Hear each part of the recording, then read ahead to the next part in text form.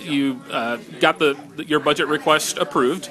I think you were just saying it, $157 million more than the appropriation last year. Talk about what that money essentially brings us to in terms of you're trying to get back to 2011 levels, essentially. Right.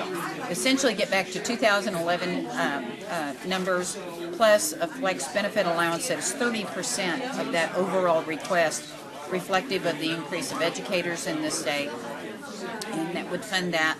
And then restore programs, critical programs that had to be cut from last year, particularly National Board Certified Teacher funding, funding for AP programs, increase in training for AP teachers, funding for literacy, for the Reading Sufficiency Act. We think that is also critical. And all of the various reforms that were proposed by the legislature and passed by the legislature.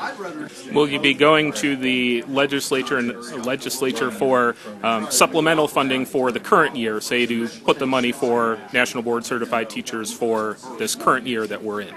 No, there's no plans to go for any type of a supplemental request at all.